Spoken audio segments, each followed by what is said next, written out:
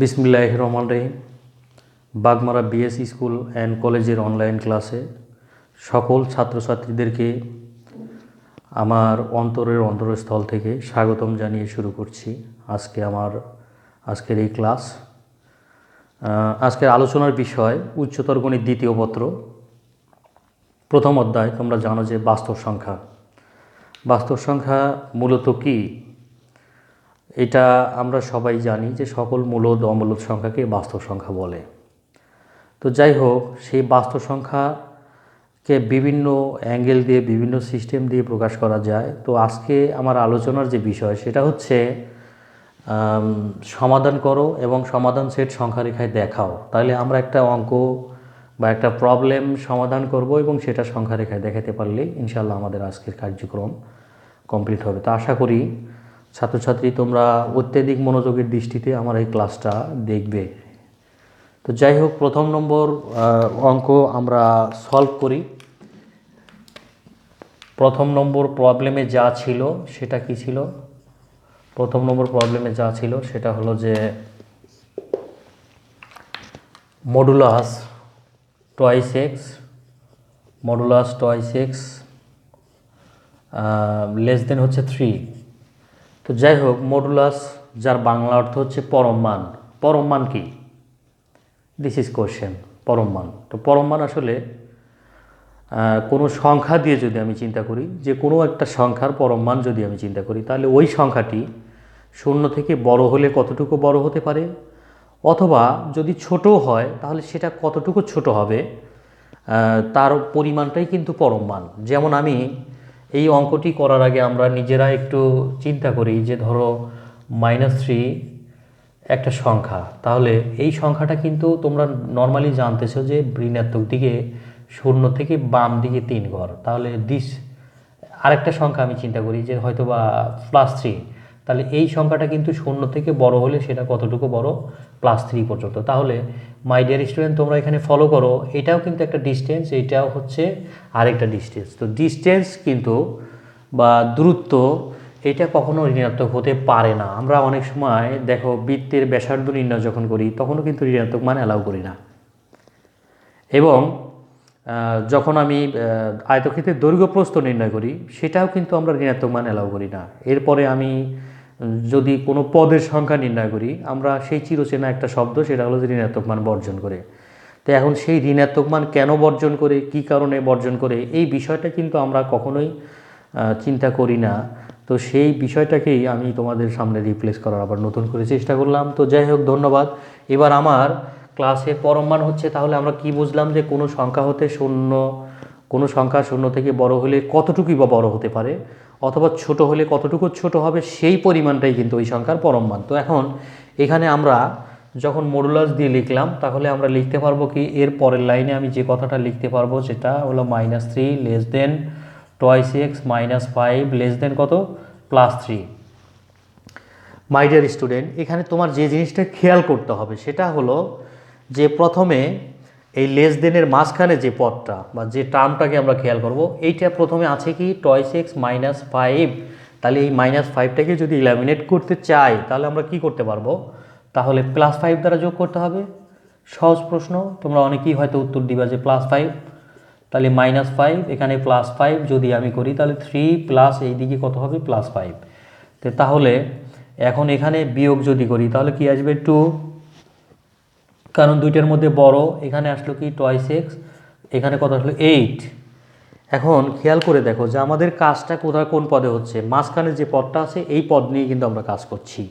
তো তাহলে -5 ইলিমিনেট করার পরও কিন্তু আমরা এক্সটাকে ফ্রি দেখতে পাচ্ছি না। তাহলে এক্সটাকে যদি আমরা ফ্রি করতে চাই তাহলে কি করতে হবে, এক্সটাকে ফ্রি করতে গেলে আমাকে অবশ্যই 2 দ্বারা ভাগ করতে হবে। তাহলে 2/2 twice X by 2 less than কত, 8/2।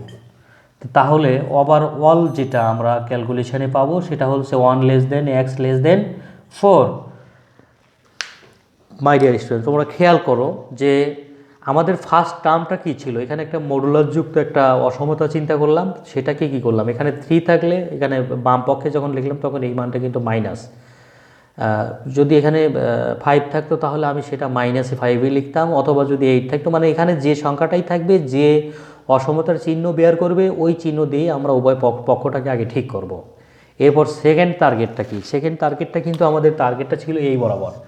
সেটা কি ছিল? Twice X -5। তো একসাথে বা একসাথে কিন্তু আমরা এইটাকে একসাথে এলিমিনেট করতে পারবো না। তাহলে প্রথমে কি করব? এই -5টাকে ম্যানেজ করতে হবে।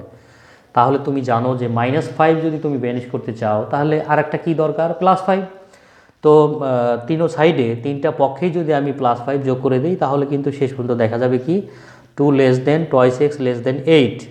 এখন তারপরও কিন্তু আমার কাজ শেষ হয়নি। কেন শেষ হয়নি? কারণ 2x, এখানে তো এক্সটাকেও ফ্রি করতে হবে। তাহলে এক্সটাকে ফ্রি করতে যায় আমার কি করা লাগছে? প্রত্যেকটা পদের সাথে 2 দ্বারা ভাগ করতে হয়েছে।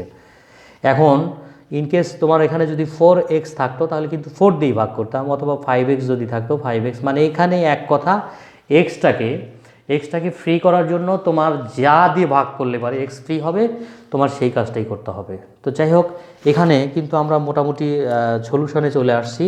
তো সলিউশনে আসলে যেহেতু এক্স ফ্রি হয়েছে এবং একটা নির্দিষ্ট একটা মানেও চলে আসছে, তাহলে এইটাকে আমরা কিন্তু লিখতে পারবো যে নির্ণয়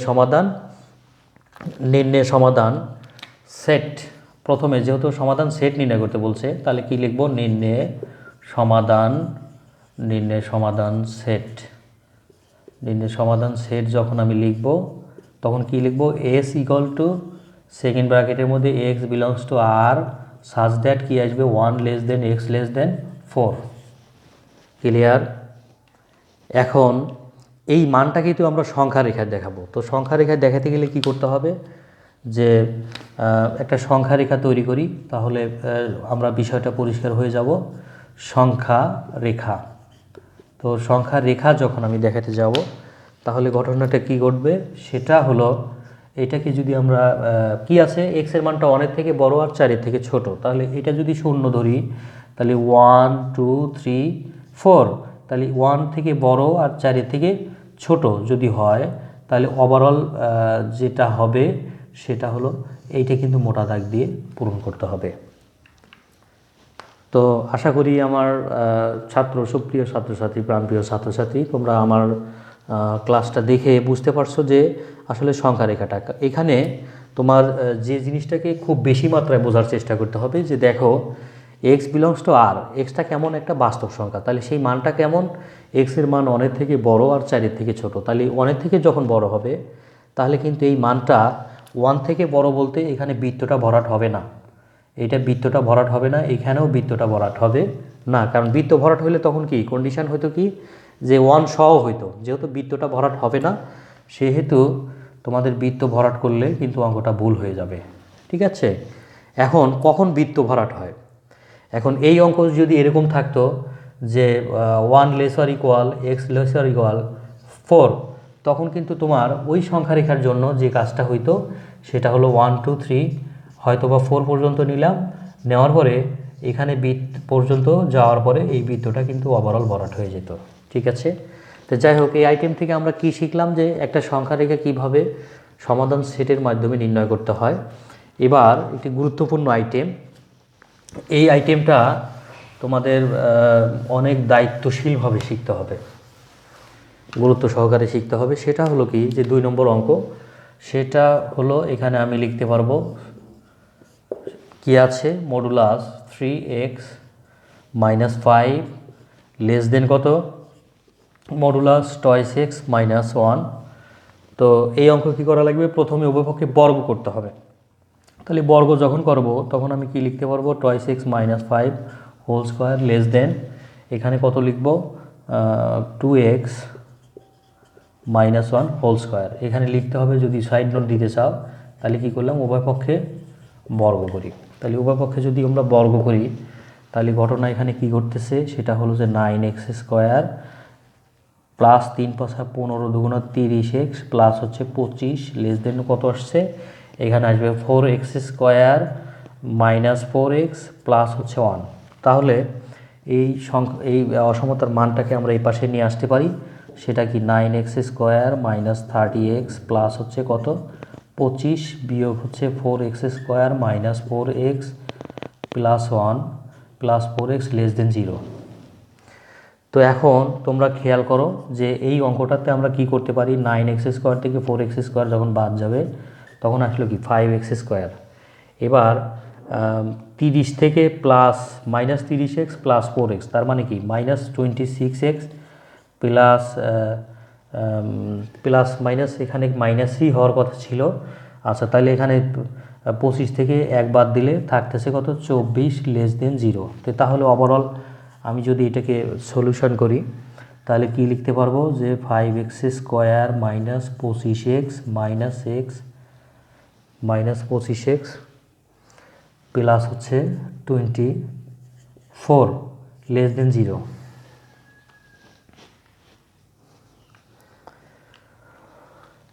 তো যাই হোক, এখানে 5x² -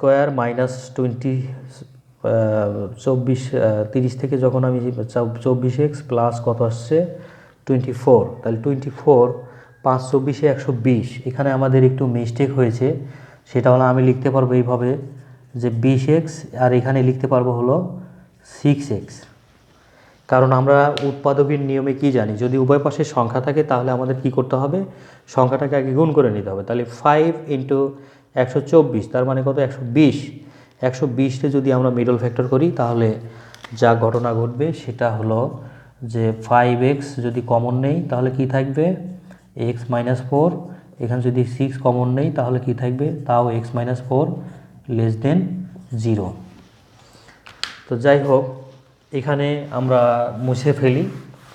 মোছার পরে যা ঘটনা ঘটবে সেটা হলো কি আসলো, যে এখানে যদি আমি বা চিহ্ন দিয়ে লিখি সেটা হলো কি x - 4 একটা পদ, আর একটা পদ কি পাইলাম 5x - 6, আর একটা পদ কত 0।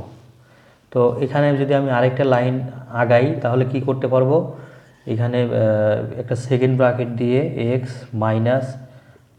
মাইনাস দিয়ে 6/5, তারপর কি হচ্ছে কত 0। ঠিক আছে, এইটা একটা সমীকরণের মধ্যে আমি লিখতে পারি। ঠিক আছে, এখনই হচ্ছে আসল কথা, সেটা হলো যে যখন কোনো সংখ্যা রেখার অঙ্কে এরকম দুইটা অসমতা একসাথে দেখবা, তখন প্রশ্নটা হলো যে এইটা প্রথমে একটা সংখ্যা রেখা আগে দিতে হবে। তাহলে সংখ্যা রেখা যদি আমি এটা দেই তাহলে যেটা ঘটনা ঘটবে, সংখ্যা রেখায় যদি আমি এটাকে আগে প্রথমে পুট করি, তো প্রথমে যেটা লক্ষণীয় বিষয় সেটা হলো কি, এই দুইটার মধ্যে মান কোনটা বড়। অফকোর্স x - 4 বড়, আর এটা হচ্ছে x - 6/5, এটা হচ্ছে ছোট। তাহলে ছোট যদি হয় তাহলে এখন যেটা হবে ঘটনা সেটা হলো যে 5x - 6, তাহলে ছোট যদি হয় তাহলে এখানে যে কন্ডিশনটা অ্যারাইজ করবে সেটা হলো x এর মান কত -6/5। এটা আর একটা কন্ডিশন হবে কি -6/5 কত x < 4। আর একটা কন্ডিশন কি হতে পারে যে x > 4। ঠিক আছে, এইভাবে তোমার অঙ্কটা সলিউশন করতে হবে। তো যাই হোক, এখানে আমি যদি x কমন নিয়ে নেই তাহলে কি থাকতেছে, x এর মান 6/5, x এর মান হচ্ছে 6/5।